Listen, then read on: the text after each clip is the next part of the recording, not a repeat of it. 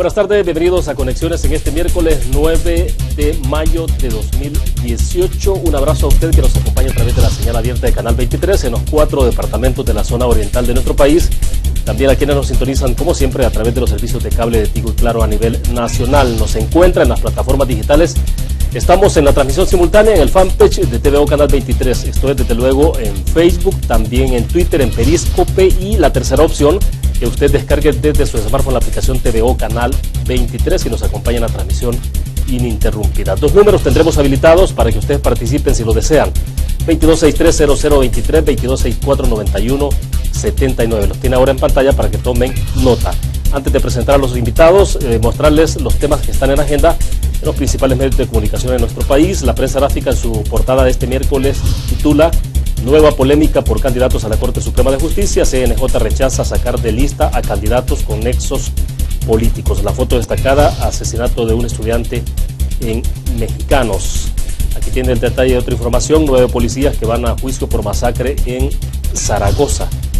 Asesinan al estudiante en Colonia de Mexicanos. Las autoridades que reportaron en las últimas horas al menos otros 3 homicidios en el área metropolitana de San Salvador, más el detalle del CNJ que rechaza sacar a 9 candidatos a la Corte Suprema de Justicia de la lista. Esto está en proceso justamente este día. Es información que está en desarrollo. La pugna en la Corte de Cuentas de la República por contratación de seguros por $3 millones.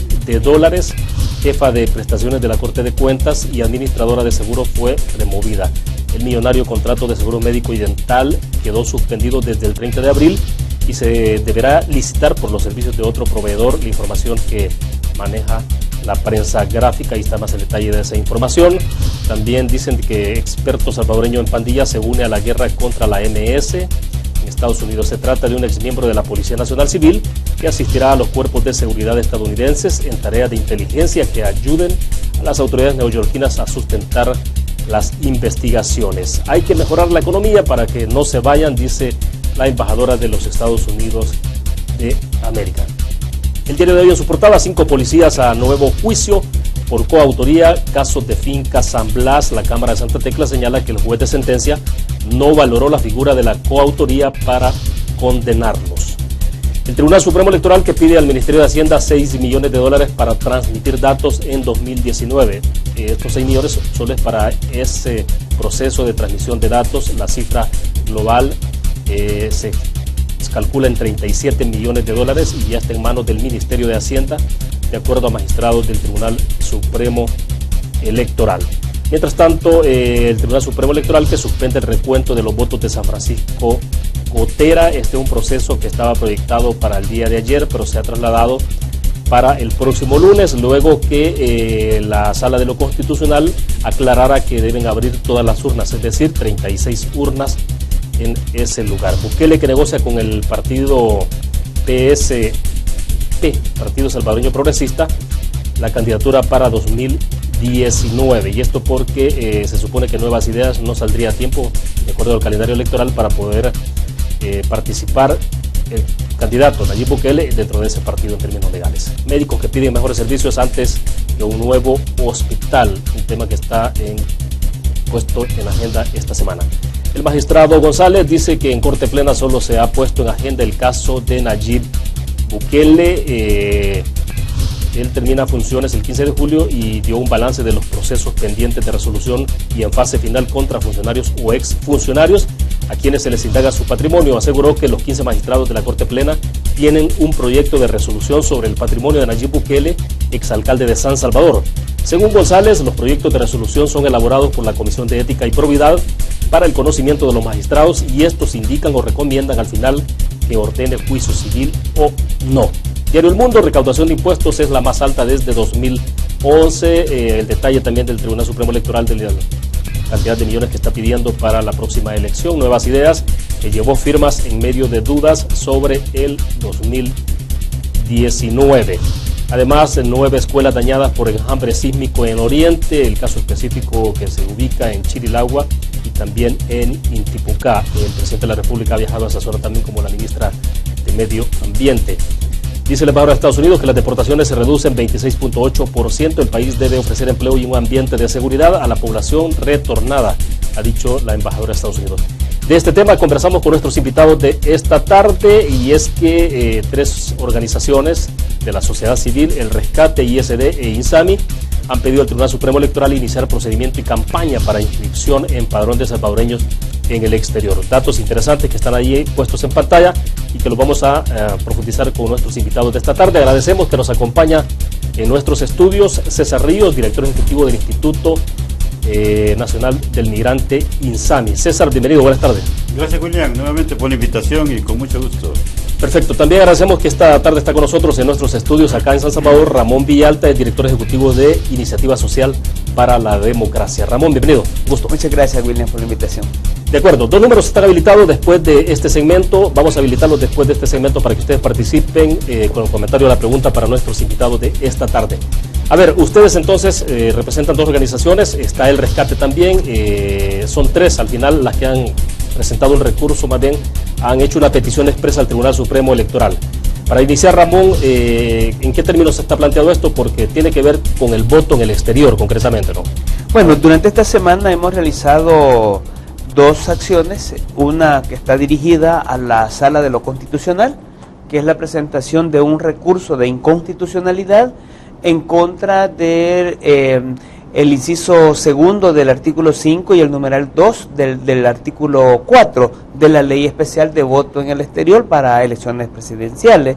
Esto por considerar que la exigencia para los salvadoreños en el exterior para poder ejercer el sufragio tienen que estar inscritos en el registro electoral, que ese es un requisito para cualquier salvadoreño, claro, indistintamente en donde reside, pero para los del exterior se les agrega un requisito, y es que deben de estar inscritos en el padrón de voto en el exterior. Para poder estar inscrito en el padrón de voto en el exterior, cada salvadoreño, eso es lo que reza el artículo 5 en su inciso segundo, debe de expresar de manera inequívoca su voluntad de poder estar en ese padrón electoral del exterior, para lo cual el tribunal debe de elaborar un formulario, debe de establecer un procedimiento. En el 2014, además del formulario, el procedimiento fue en línea, un procedimiento bastante complicado y engorroso para los residentes en el exterior, y este mecanismo, por el hecho de ser un segundo registro, rompe el principio de la igualdad establecido en la Constitución de la República para el caso del ejercicio del exterior. Y esto, Ramón, en buenos términos sería entonces que más dificultades para que los compatriotas puedan... Constituye una dificultad adicional, ¿verdad? Sí. Constituye siempre una dificultad adicional porque, bueno, ya de hecho solicitar el DUI, tener que ir a un consulado, tener que esperar un poco más de 30 días, tener que pagar más de $30, 200% más de lo que pagamos aquí en El Salvador. Obviamente ese procedimiento que es engorroso ya de por sí les puede cansar, pero además de ese ahora tienen que solicitar estar inscrito en el padrón electoral de voto en el exterior. Entonces ese procedimiento, ese requisito adicional obviamente limita en buena medida, porque recordemos que muchos salvadoreños puede ser de que en este día, si le preguntamos si tiene interés de ir a votar a la elección presidencial, probablemente nos diga que no, pero las cosas pueden cambiar. Puede ser que una oferta electoral le motive, le interese, y finalmente decida ya a último momento, en el último mes o en el propio día, decidir asistir a emitir el sufragio. Por lo tanto, creemos de que ese elemento obviamente pone mayores dificultades.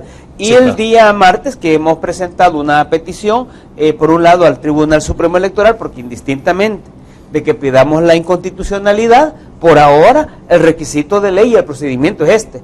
Y el tribunal, no van a esperar a que la Corte resuelva. Exactamente. Entonces, son 180 días antes para que los salvadoreños puedan hacer esto. Esto es el 6 de agosto, que concluye. Pero hasta el momento el tribunal no tiene ni el formulario, no tiene ni el procedimiento, al menos no lo ha dado a conocer, no hay una fecha de cuándo inicia ese proceso. Entonces creemos nosotros que el tribunal debe de resolver cuanto antes, tener este formulario y tener el procedimiento a seguir. Perfecto. Para irnos ubicando, César, a lo mejor si compartimos con los televidentes algunos datos precisos. Ustedes en el boletín incorporaban datos de cuántos salvadoreños por país en Estados Unidos, Canadá y otros países. A ver si compartimos esos datos para actualizar un poco, ver la importancia que esto tiene Y después podemos analizar incluso cómo se ha comportado el voto en el exterior hasta la experiencia que tenemos ahora, no solo El Salvador, sino algunos países de América Latina, México, Honduras, por ejemplo. Correcto. Pero bueno.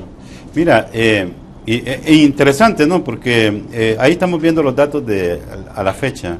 En el 2014 teníamos alrededor de 143,000 DUIs emitidos en el exterior, de los cuales quienes siguieron el paso 2 de registrarse o decir yo quiero votar, llegaba como a 13,000.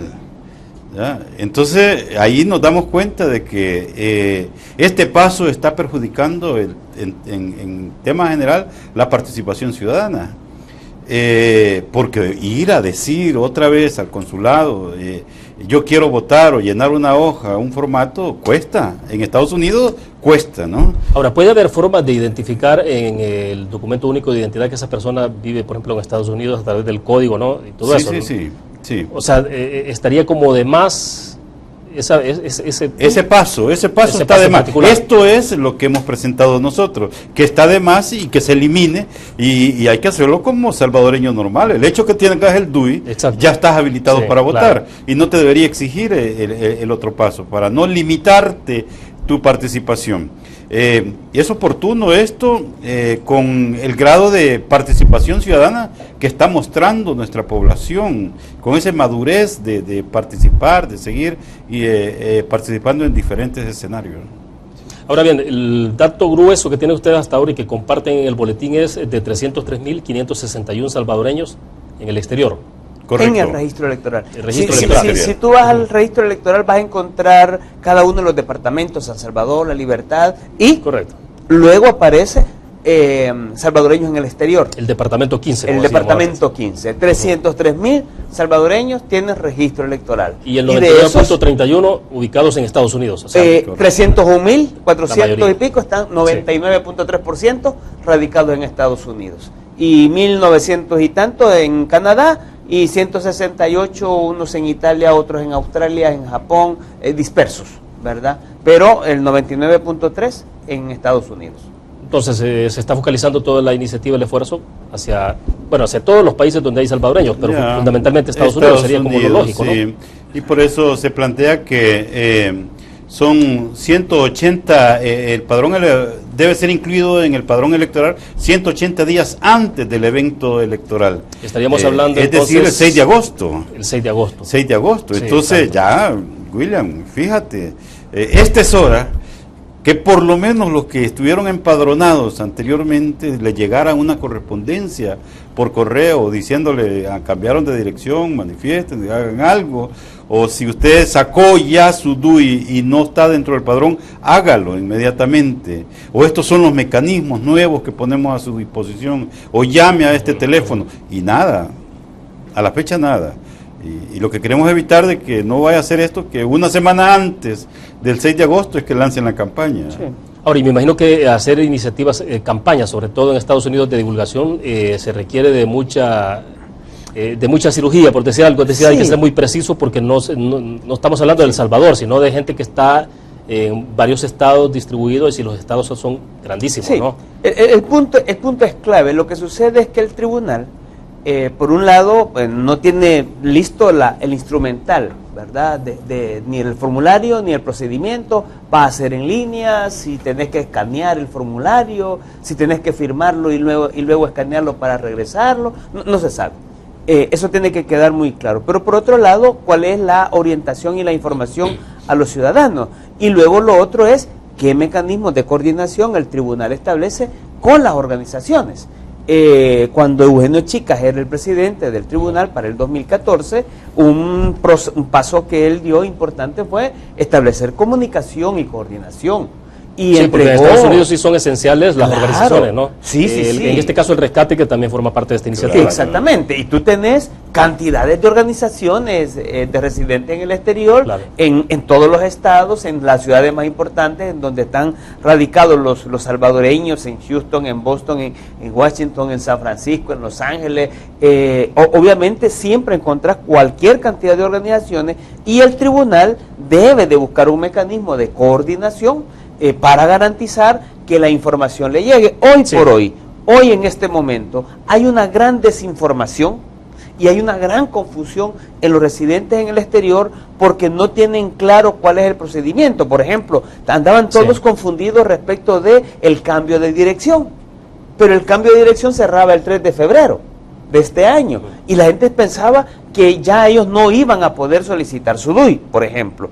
El cambio de dirección solo tiene efectos acá, en El Salvador, y es por razones de elección legislativa y municipal, pero para ellos no tienen ningún efecto. Por lo tanto, ellos pueden continuar solicitando su DUI perfectamente, declarar la dirección en la que ellos residen en Estados Unidos, y la persona que le tome los datos tiene que tomar ese dato y no estarle pidiendo que dé la dirección de El Salvador. ¿Me explico? Entonces, ese es un elemento de confusión que la gente en El Salvador no lo tiene muy claro, y que muy probable alguna persona malintencionada de lo que está recibiéndolo para hacer el trámite de DUI le puede estar diciendo de que la dirección que tiene que dar es la de aquí de El Salvador, por ejemplo, y puede confundirlo mucho más. El salvadoreño allá en el exterior no sabe de que el 6 de agosto se vence el periodo para que él tenga que inscribirse en el padrón. No tiene claro esta doble entre que, pero yo ya solicité mi DUI, no tengo por qué volver a solicitar. Ese tipo de cosas que generan confusión en los residentes en el exterior son de las cuestiones que el tribunal tiene una alta responsabilidad, y por eso decimos, una efectiva coordinación con las organizaciones, perfectamente tú y lo acabamos de probar bien. Acabamos de pasar campañas sobre el TPS. Relaciones Exteriores sabe muy bien cómo impulsar una campaña publicitaria masiva. O sea, entonces un método, un procedimiento se tiene claro de cómo puede ser. Sí, y ahora con las redes sociales, ya es muy masivo. O sea, hay que hacer algo. Porque la voz se va pasando uno con otro. Mira, ya tenés DUI, y ya sabes que con DUI esto no te garantiza que votes, debes registrarte también. Andá a tal página. O sea, todo, ¿no? Ya. Ahora, si el registro se puede hacer totalmente electrónico, o precisamente eso es lo que hay que explicarle a la gente. ¿Cómo funcionó? En el 2014 el procedimiento para el DUI es el mismo que sigue habiendo ahora. Tú tenés que ir a un consulado, llevar tu partida de nacimiento y etcétera, ¿no? Todos los pasos. Esperar hasta que te llegue de regreso el DUI y lo a recoger. Para el caso del padrón electoral, lo que había era un mecanismo en línea. Tú entrabas, buscabas en el Tribunal Supremo Electoral, padrón electoral, de voto en el exterior, bajabas el formulario, lo tenías que imprimir, tenías que llenar el formulario, tenías que firmarlo, tenías que escanearlo y lo tenías que volver a mandar. Ese procedimiento, bueno, había un procedimiento al menos, pues ese fue el que se utilizó en la elección anterior. Muchos salvadoreños no conocían cuál era ese procedimiento, por ejemplo, qué era lo que tenían que hacer, no sabían que tenían que imprimir el formulario, no sabían que tenían que escanearlo, pero bueno, de por sí el procedimiento ya era engorroso, porque alguien que no tuviera, por supuesto, un escáner no lo iba a poder hacer. Y no necesariamente todos los compatriotas tienen el expertise de hacer eso, de meterse a la computadora, tener un correo electrónico, etcétera, ¿no? En esa ocasión hablamos con el tribunal de que permitieran una fotografía, bueno, que lo impriman, lo llenen y le tomen una foto y lo manden de nuevo. Bueno, ese tipo de cosas, pero no hay claridad ahora si ese mismo va a ser el procedimiento, si el formulario va a ser el mismo o va a ser otro formulario y va a ser otro el procedimiento. ¿Y por qué, César, por qué no puede ocurrir como acá, ¿no? Que una vez que se tenga el DUI y se cumple con los requisitos, pues simplemente se vota? ¿Por qué no? ¿Qué es lo que pasa ahí? O sea, ¿por qué establecer tanto procedimiento? Bueno, esa es la demanda que tenemos, porque es inconstitucional. Si lo queremos llevar a términos de costos, podemos ver los costos de todas las papeletas que se desperdiciaron aquí, si es porque quieren decir son tantos y vamos a emitir tantos y al final son pocos los que van a participar y vamos a desperdiciar presupuesto. No, porque ¿cómo eran los datos de costo de las papeletas de acá? Es que hay un argumento. Bueno, la primera razón es que la ley te establece como única forma de votar en el exterior el voto postal. En un mundo moderno, cuando las otras experiencias de otros países, Honduras mismo, Honduras vota en Estados Unidos en escuelas, en centros escolares en Estados Unidos, en distintas ciudades de los Estados Unidos. pues no tiene que la gente llegue a estar esperando que le llegue el por correo postal las papeletas. Sí. Ese método que se utilizó en el 2014 obviamente no posibilitó que a mucha gente le llegara el correo postal, se quedaron esperándolo. Un argumento que hay, dado que utilizan ese método, es el hecho de que los costos de correo son muy altos y quieren tener certeza de nada más aquellos que tienen de verdad el interés de poder votar. Esa pregunta no nos la hacen aquí. Sí, aquí claro, votamos, claro. estamos en el registro. Así es. Y estamos aptos. Claro. Y el de Estado lo que tiene es que garantizarme las condiciones y las facilidades para que yo ejerza mi derecho. Si yo lo quiero ejercer, ya ese es mi decisión. Porque no es obligatorio, pues, entonces. Exactamente. Entonces, en el caso de Estados Unidos y del exterior, como este es el método, se plantea el término del costo. Pero si uno dice, bueno, pero en El Salvador acabamos de pasar una elección, tú multiplicas 600 papeletas por 9.424 juntas receptoras de voto que habían, ¿cuánto imprimiste? Y de esas, ¿cuántas se utilizó? El 44%. Quiere decir que el 56% de todas las papeletas, más el 10% adicional que se manda a hacer, estás hablando del 60 y pico % de papeletas que han sido prácticamente, que han quedado inutilizadas, que no se usaron y que es un costo. ¿Por qué? Porque tu responsabilidad como Estado es garantizar que existe el material electoral. Por lo tanto, ese argumento del costo no tendría que ser, pero más bien lo que deben de modificar es la modalidad a través de la cual se ejerce el sufragio en el exterior. Debo hacer la primera pausa comercial. Ampliamos un poco algunas ideas sobre esto después de la pausa. 2 números habilitados. Ahora sí, 2263-0023, 2264-9179. Si desean participar, pueden hacerlo. Vamos a la pausa.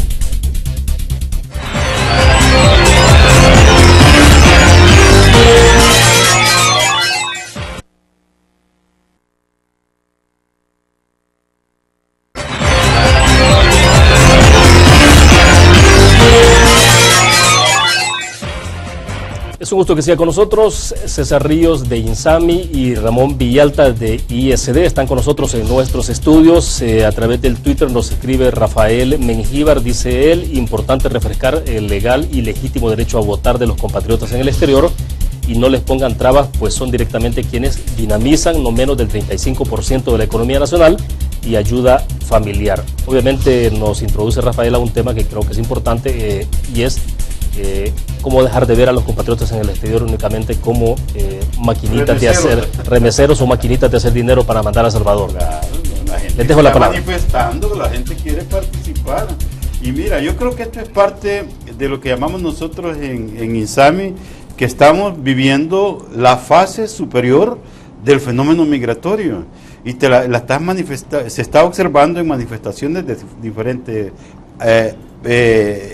actividades, y una de ellas es el nivel de participación ciudadana de los salvadoreños en el exterior. Diariamente dan muestras de que quieren participar en política, ya quieren formar parte de esta realidad y esta dinámica política, y como autoridades, como dirigencia política salvadoreña, lo mínimo que se puede hacer es crear todos los mecanismos posibles para canalizar esa participación. ¿Cómo se logra estimular esa participación? Porque eventualmente, Ramón, no ha sido la experiencia más exitosa, incluso en los países vecinos, el caso de Honduras, México también, bueno, nosotros mismos, ¿no? Pero entonces, ¿de qué depende de que se pueda dinamizar un poco la participación de la gente en Estados Unidos? Yo creo que la primera cuestión tiene que ver con cuáles son las reglas que hay. Por ejemplo, ahora ya se ha logrado que la sala, el 23 de diciembre del 2016, emitiera una resolución de inconstitucionalidad por omisión.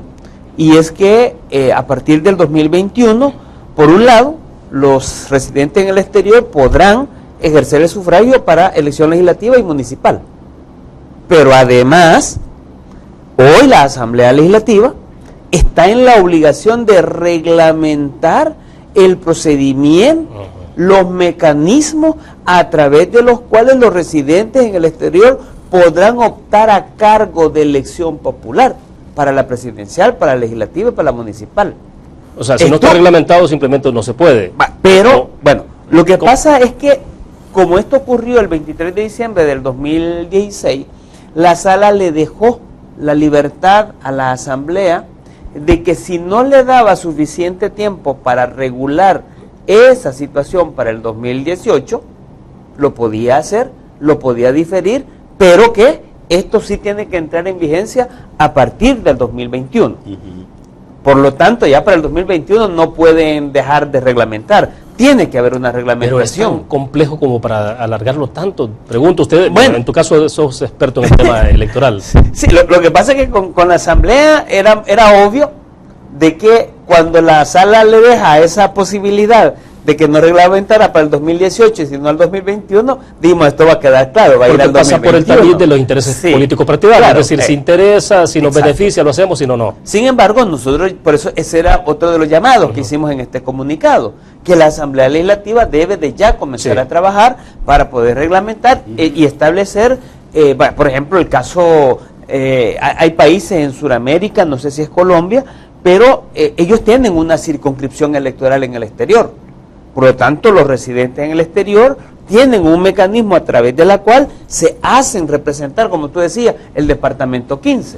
Claro, se convierte en una circunscripción, tiene un número de diputados a través de los cuales se hace representar. No es el mecanismo que han usado algunos partidos políticos que traen a un salvadoreño y lo meten en su nómina y por esa vía buscan en buena medida utilizarlo. Aquí no. Y es interesante ese ejercicio, ¿no? Porque estamos hablando de que ellos seleccionarían a sus candidatos allá.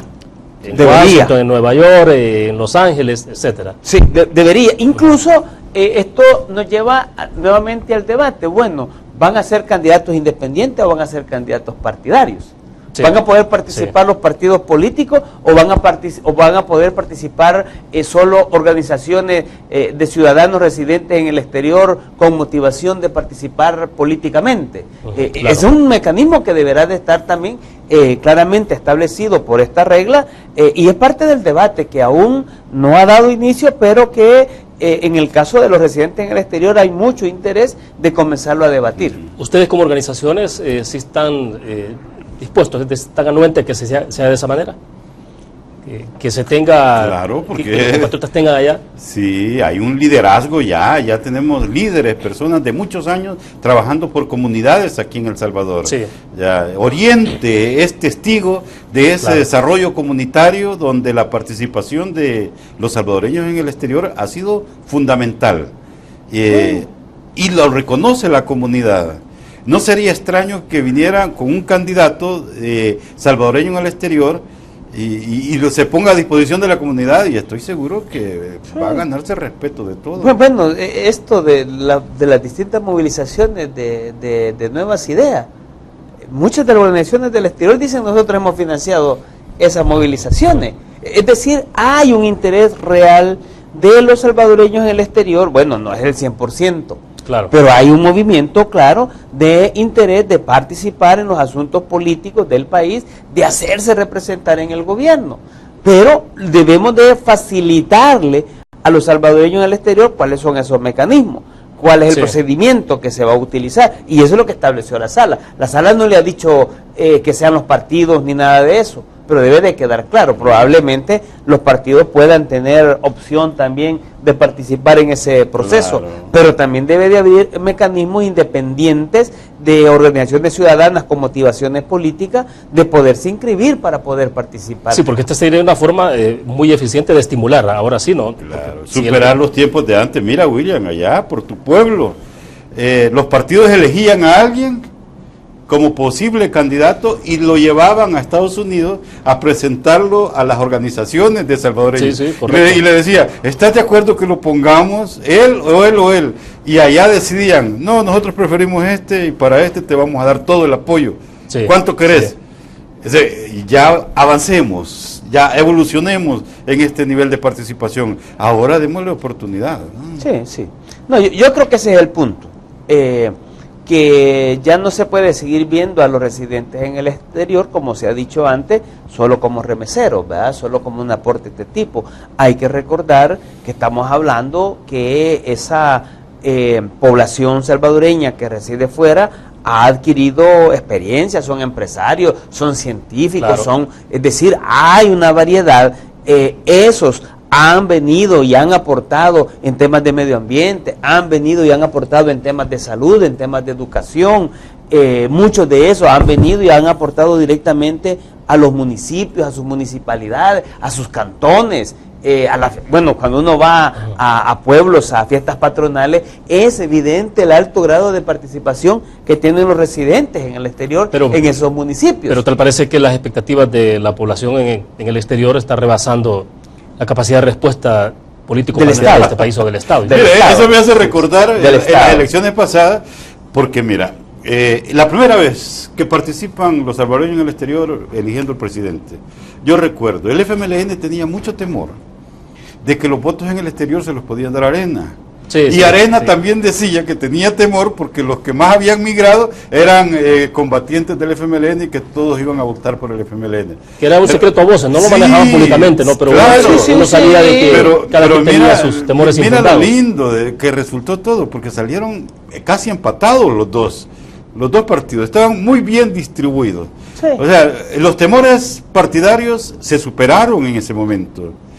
Pero lo que sí dejó de evidencia, cuando tú empezás a sumar los votos en el exterior, que llegaban como 6,000 votos por ahí, y fíjate, yo estaba como observador en las urnas, aquí, cuando llegaban los votos de allá, y eran las 9 de la noche y todavía no llegaba el último avión.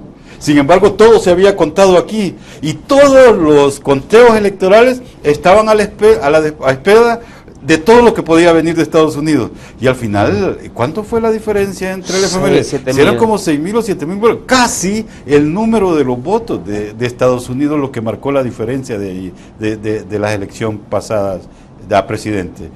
Mira lo importante que puede ser. Pero interesante, porque en la medida en que el salvadoreño del exterior se va empoderando y saborea lo que significa eso de emitir el voto, ¿no? Pero hay que facilitarle todas estas condiciones, que ese es un gran tema, ¿no? Es que ese es el punto. Uno tiene que verlo, porque en este tema siempre hay mucha discusión en torno a si deben o no deben. El punto no es si deben o no deben, aquí hay una situación concreta de carácter constitucional. Tú sos salvadoreño, yo soy salvadoreño, y es la Constitución que como salvadoreño nos da los derechos. Somos los titulares de derechos para ejercer el sufragio, para pedir información, para tener acceso a la salud, para etcétera, etcétera, ¿no? Es decir, la Constitución es la que me da a mí la titularidad de esos derechos. En ese sentido, la misma Constitución establece que es el Estado el que tendrá que estar organizado para garantizar la satisfacción y la atención de esos derechos.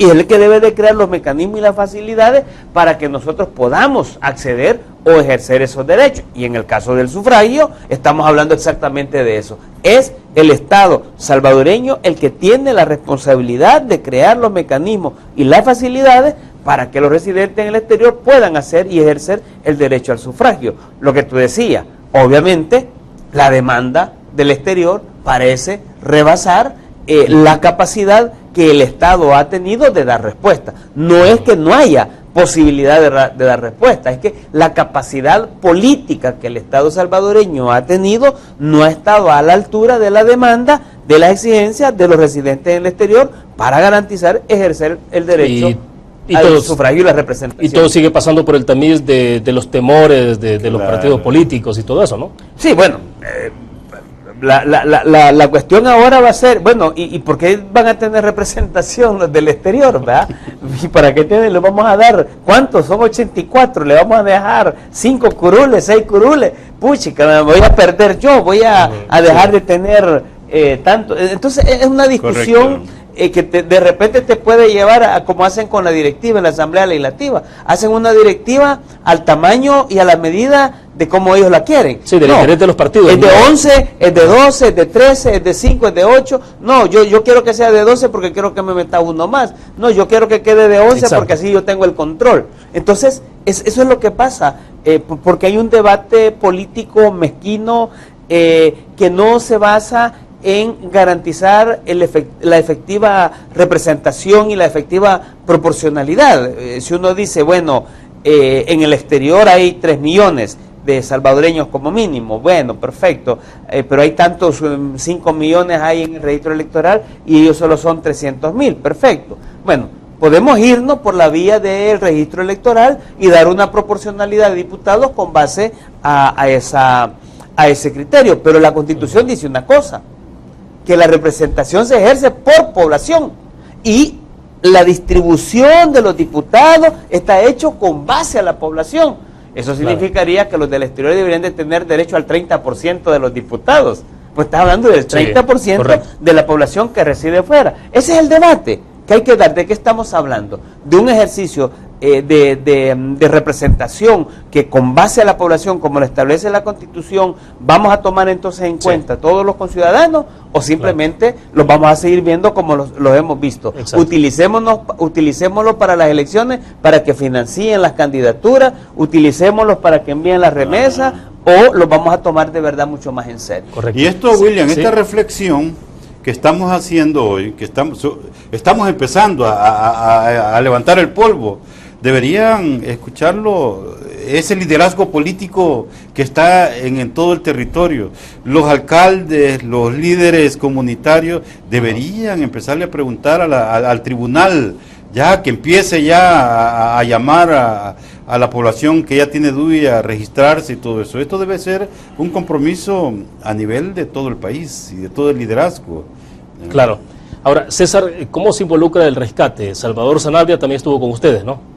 Sí. Entonces están las tres instituciones. Y bueno, él representa una parte, una organización histórica en Estados Unidos. Claro. 38 años de existencia donde mira 30 nacionalidades diferentes de migraciones. O sea, conoce todo el sentir y los deseos de participación que muestran las poblaciones. Bajo su persona, en representación de una organización en un lugar, en Los Ángeles, California, donde está la mayoría de salvadoreños allá, él viene y dice, mira, esto está pasando y ellos han manifestado que no quieren ese segundo paso de empadronamiento. Ellos quieren que con el DUI ya queden registrados. Entonces, él es el portavoz y la representación que tenemos de los salvadoreños en el exterior. Perfecto. Vamos a hacer en este momento la última pausa comercial. Regresamos después de esto.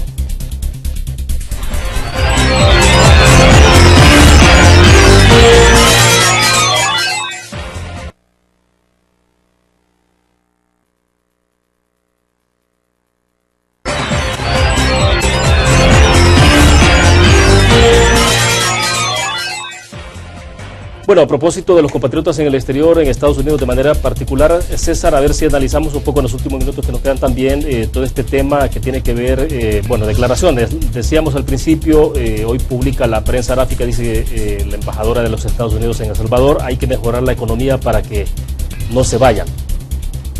O sea, suena muy bien, sin duda alguna, ¿no? O sea, escuchar eso sería, pero el asunto es cómo traducirlo en hechos concretos. Claro. No, mira, hechos concretos están ahí. Hay dos temas, ¿no? El número de personas que están entrando a Estados Unidos y el número de personas que están saliendo de acá y que no están llegando ya a la frontera. Son dos cifras diferentes. Hemos creado una frontera nueva nosotros al interior de El Salvador. Esto es resultado del proyecto Alianza para la Prosperidad. Militarizar todo el cordón fronterizo entre El Salvador y Guatemala, esto es parte, Alianza para la Prosperidad no te dice eso, lo que te dice control del narcotráfico. Y eso todo ya lo estamos experimentando. Ya lo estamos experimentando. Entonces, a ver, entonces, porque hay muros de muros. Claro. Puede haber un muro físico, el otro un poco... digamos, como correcto, es una nueva frontera. Y lo que tenemos ahora también es un muro instalado aquí cerca, aquí mismo. Claro, en nuestro propio país. Ya, hemos creado un muro para que no pasen. Porque el pedido es, lo que está diciendo la embajadora, que vayan menos. Luego viene Guatemala, que es otra ruta difícil. México, pasar por México ahora es difícil. La cantidad de solicitudes de asilo que tenemos en México se ha duplicado grandemente. En concreto, William, un dato que a mí me llama mucho la atención. Hemos conocido que hay una reducción de personas migrantes entrando a Estados Unidos. Y en el caso de El Salvador se está reportando que antes entraban 300 personas todos los días de manera ilegal por la frontera, ahora se reportan 100 personas. ¿Qué ha desestimulado todo esto? No digo, el proceso para llegar hasta el punto de la frontera es difícil, cada día más difícil. Pero la reflexión que yo quiero llegar es, porque mira, César, que lleguen 100 no significa que salgan 100. Claro, porque se están quedando en el camino, o están agarrando. Costa Rica está reportando que están llegando cada más solicitudes. Panamá está reportando que están llegando más solicitudes de refugio. ¿Y cómo se entiende este dato que tenemos proyectado acá? Dice el 26.7% es la disminución de personas migrantes retornadas. Claro. ¿Es proporcional? ¿Lo tiene que ver justamente con esto? Mira, todos los centros de detención en Estados Unidos están llenos de aprehensiones de personas indocumentadas. Ojalá nos equivocamos, pero después de lo que ha pasado la nueva administración en Estados Unidos, que es de reacomodo institucional, ahora que ya está bien asentado, ahora viene la aplicación de políticas migratorias. Ahora se va a empezar a ver la deportación y la limpieza de todo las cárceles que tienen allá donde hay los salvadoreños indocumentados. O sea, preparémonos porque esto puede venir. Ahora bien, pero entonces uno se pregunta, y Ramón, me gustaría también escuchar tu opinión, de repente se puede ir construyendo una especie de olla de presión en este país. Claro.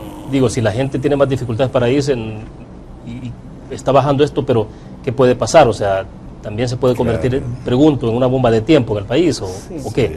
Sí, podría. Aquí lo que pasa es que hay un debate que la clase política no lo está dando y no se aborda, o se aborda desde la perspectiva de la seguridad ciudadana, sin abordar a profundidad el tema de la seguridad humana, que tiene que ver con la certeza, por una parte, que la población debe de tener en que va a tener el ingreso necesario para poder vivir.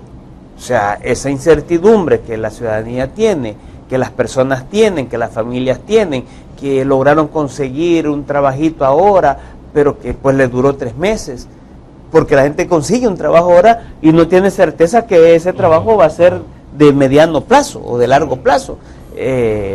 Esa incertidumbre que la gente tiene de que, bueno, puede invertir en algo porque quiere montar un negocito, pero a los 2 meses que lo ha montado ya la comenzaron a rentear y mejor tiene que cerrar porque no le da. Las condiciones en realidad que la gente tiene de que va a prepararse académicamente, de que va a gozar de buena salud, es decir, la seguridad humana que trasciende de esa nada más de condición de sentir amenazada la vida por otras personas, por la delincuencia, es que también la gente ve amenazada su vida, su seguridad, precisamente porque no tiene todas esas condiciones sociales y económicas. Y la respuesta que se está dando a la seguridad, por una parte, es una respuesta represiva, lo cual está bien.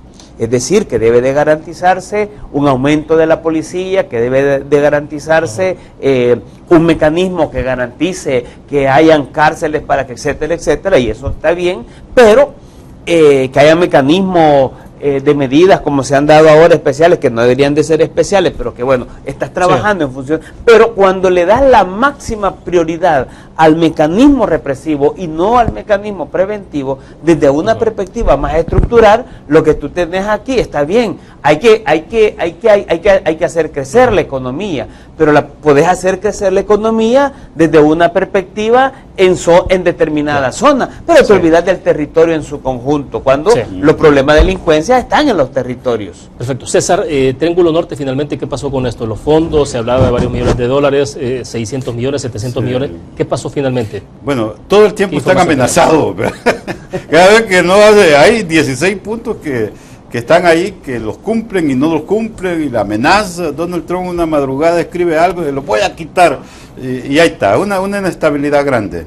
Pero mira, William, yo quería llevar una reflexión como retos para el futuro gobierno de El Salvador. Vamos a tener, lo que vos decías, una bomba de tiempo. La cantidad de personas retornadas va a ser considerable. Pero lo más triste, que yo digo triste porque no estamos preparados para ello, es que si están entrando menos personas a Estados Unidos, lo que ya se está observando, lo que nosotros llamamos el relevo generacional, Sí, que es lo que ha mantenido un ritmo de crecimiento de la remesa, porque la población que se fue antes, que se va envejeciendo, está reemplazando la otra que está llegando. Pero de repente se rompe la cadena, ¿ya? Y no sustituyen a los que ya tienen muchos años de estar allá con los que acaban de llegar, que son los que más remesas envían. Y a romperse la cadena, entonces sí se va a sentir un impacto directo en la reducción de envío de remesas familiares. Y preguntemos, ¿nuestra economía estaría preparada para enfrentar una disminución de remesas que ahora cubre casi el 18% del Producto Interno Bruto? No está. Bueno, el aparato productivo no está listo para poder reemplazar, porque gracias a la remesa te va reduciendo la brecha comercial en nuestro país. Bueno, de hecho, y la cantidad de remesas que recibimos es el equivalente al presupuesto de la nación durante un año. Y entonces, ¿quién le va a tocar enfrentar esto? Porque esta crisis se está anunciando de aquí a 4 años. ¿Ya? Ahí es donde vamos a empezar ya a sentir una reducción. Pero todo el tema es cómo se prepara el país. ¿Cómo se prepara el país? Eso es lo que le va a tocar al próximo gobierno. A cualquiera. A quien sea, ¿no? Sí.